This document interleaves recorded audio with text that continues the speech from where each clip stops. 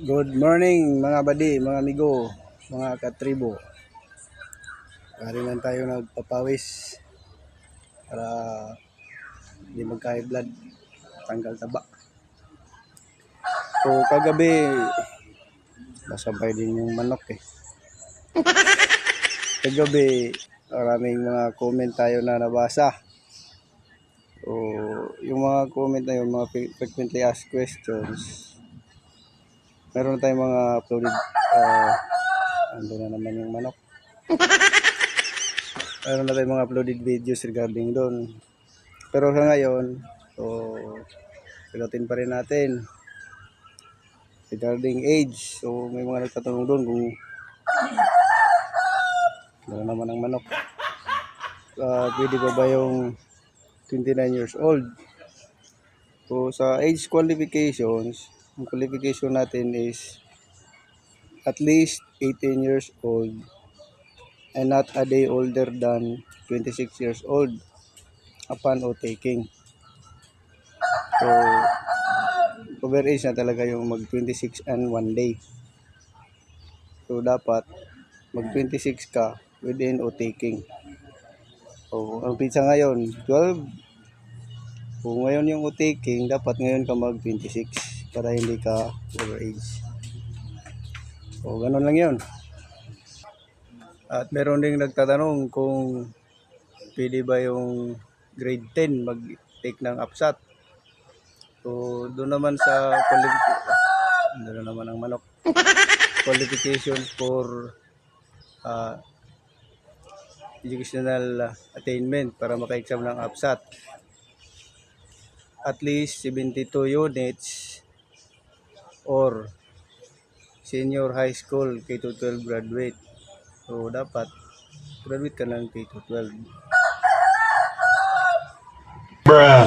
Yung 72 units din, makukuha mo yan pag at least naka 2 years ka sa college o second year college. Hindi pwede yung grade 11 at saka grade 10. Dapat graduate talaga ng grade 12. Kung gusto nyo namang mag-take ng APSAT for OCC, so kung qualify doon is yung may mga at least 4 years course graduate na college. So graduate ka ng 4 years baccalaureate degree. So mag-take ka ng APSAT.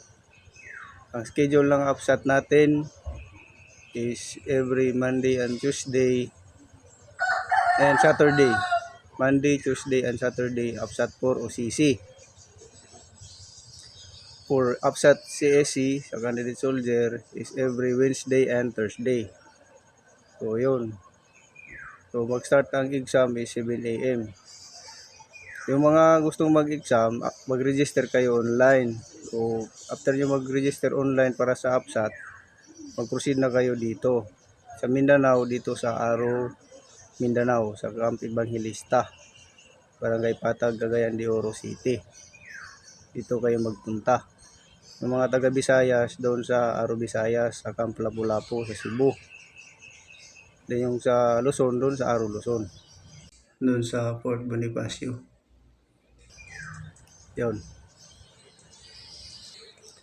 Sa mga nagtatanong kung ano yung mga requirements para sa exam ng APSAT. So yung mga K-12 graduate, dalhin nyo diploma, Form 137,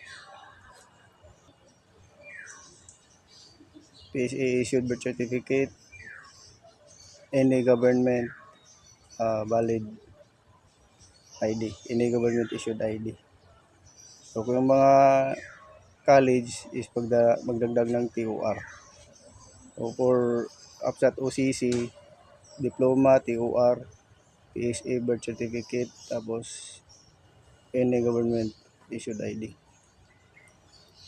Dapat original lahat. Hindi namin yan kukunin. After namin yan ma-screen, after namin ma-check, ibabalik din namin yan. So that's it and that's all.